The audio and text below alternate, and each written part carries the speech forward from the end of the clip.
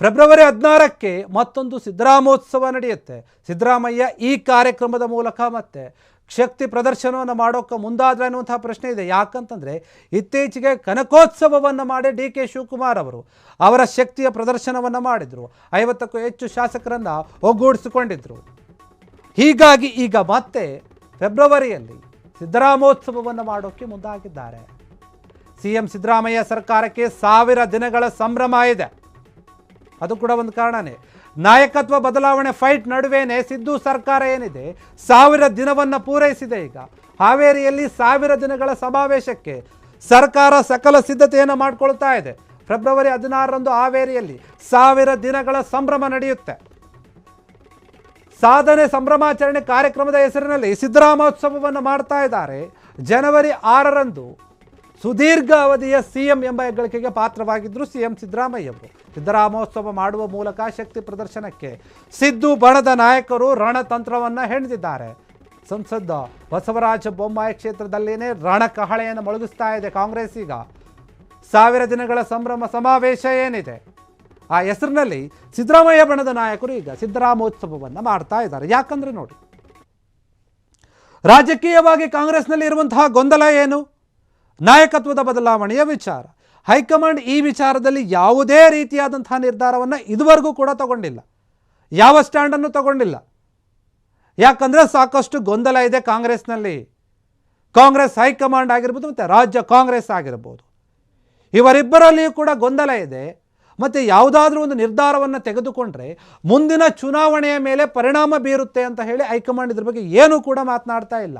High command ವರಿಷ್ಠ ನಾಯಕರು ಕೂಡ ಅಷ್ಟೇ. AICC ಅಧ್ಯಕ್ಷ ಮಲ್ಲಿಕಾರ್ಜುನ ಖರ್ಗೆ, ರಾಹುಲ್ ಗಾಂಧಿ, ವೇಣುಗೋಪಾಲು, ಸುರ್ಜೇವಾಲಾ ಈ ರೀತಿಯ ನಾಯಕರು ಏನಿದ್ದಾರೆ ಇವರು ಯಾರೂ ಕೂಡ ಇದ್ರ ಬಗ್ಗೆ ಪ್ರಶ್ನೆ ಮಾಡ್ತಾ ಇಲ್ಲ, ಮಾತನಾಡ್ತಾ ಇಲ್ಲ. ಎಷ್ಟು ದಿನ ಸಾಧ್ಯವೋ ಅಷ್ಟು ದಿನ ಈ ವಿಚಾರವನ್ನು ಮುಂದಕ್ಕೆ ತಳ್ಳೋಣ ಎನ್ನುವಂತಹ ಮನಸ್ಥಿತಿಯನ್ನೇ ಹೊಂದಿದ್ದಾರೆ ಅನ್ನೋ ಥರ ಕಾಣುತ್ತೆ. ಆದರೆ ಡಿ ಕೆ ಶಿವಕುಮಾರ್ ಸತತವಾಗಿ ನಾಯಕತ್ವ ಬೇಕು, CM ಆಗಬೇಕು ಅಂತ ಹೇಳಿ ದೆಹಲಿಗೆ ಹೋಗ್ತಾ ಇದ್ದಾರೆ, ಪ್ರಯತ್ನಗಳನ್ನು ಮಾಡ್ತಾ ಇದ್ದಾರೆ. ಅದು ಯಾವುದು ಕೈಗೂಡ್ತಾ ಇಲ್ಲ. ಹೀಗಿರುವಾಗ ಸಿದ್ದರಾಮಯ್ಯ ಅವರು ರಾಜ್ಯದಲ್ಲಿ ಇತಿಹಾಸವನ್ನೇ ಬರೆದು ದೇವರಾಜು ಅರಸವರ ಒಂದು ಆಳ್ವಿಕೆಯನ್ನು ಮುರಿದ್ರು, ಅಂದರೆ ಆಡಳಿತಾವಧಿ ಏನಿತ್ತು ಅದನ್ನು ಮುರಿದ್ರು. ಈಗ ಸರ್ಕಾರ ಅಧಿಕಾರಕ್ಕೆ ಬಂದು 1000 ದಿನ ಆಗ್ತಾ ಇದೆ. ಆ 1000 ದಿನದ ಸಂಭ್ರಮವನ್ನು ಮಾಡ್ತಾ ಇದ್ದಾರೆ. ಅದಕ್ಕೋಸ್ಕರ ಸಿದ್ಧತೆ ನಡೀತಾ ಇದೆ. ಅದು ಎಲ್ಲಿ? ಹಾವೇರಿಯಲ್ಲಿ. ಮಾಜಿ CM ಬಸವರಾಜ ಬೊಮ್ಮಾಯಿ ಅವರ ಕ್ಷೇತ್ರ ಇದು. ಅವರ ಕ್ಷೇತ್ರದಲ್ಲಿನೇ CM ಸಿದ್ದರಾಮಯ್ಯ ಅವರ ಶಕ್ತಿಯ ಪ್ರದರ್ಶನವನ್ನು ಮಾಡ್ತಾ ಇದ್ದಾರೆ. ಇದು ಬರೀ ವಿಪಕ್ಷದವರಿಗೆ ತೋರಿಸ್ತಾ ಇರುವಂತಹ ಶಕ್ತಿ ಪ್ರದರ್ಶನ ಅಲ್ಲ, ಅವರ ಪಕ್ಷದಲ್ಲಿರುವಂತಹ ಡಿ ಕೆ ಶಿವಕುಮಾರ್ ಬಣದ ನಾಯಕರಿಗೂ ಕೂಡ ತೋರಿಸುವಂತಹ ಶಕ್ತಿ ಪ್ರದರ್ಶನವಾಗಿ ಬದಲಾಗ್ತಾ ಇದೆ. ಯೋಚನೆ ಕೂಡ ಅದೇ ರೀತಿಯಾಗಿದೆ.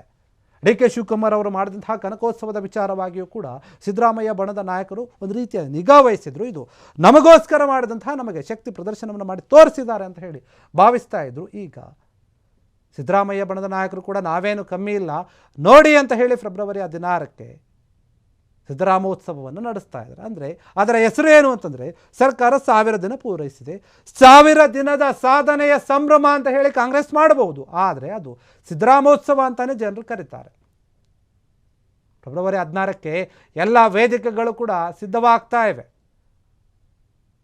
ಇನ್ನು ಇದಕ್ಕೆ ಡಿ ಕೆ ಶಿವಕುಮಾರ್ ಅವರ ಬಣದ ನಾಯಕರು ಏನು ಮಾತನಾಡ್ತಾರೆ, ಏನು ಕೌಂಟರ್ ಕೊಡ್ತಾರೆ? ಪಕ್ಷ ಅಂತ ಬಂದಾಗ ಪಕ್ಷದ ಪರವಾಗಿ ಮಾತನಾಡ್ತಾರೆ. ಆದರೆ ಈ ನಾಯಕತ್ವದ ಬದಲಾವಣೆ ವಿಚಾರ ಅಂತ ಬಂದಾಗ ಮಾತ್ರ ಒಬ್ಬೊಬ್ಬರು ಒಂದೊಂದು ರೀತಿಯ ಹೇಳಿಕೆಯನ್ನು ಕೊಡ್ತಾ ಬರ್ತಾರೆ.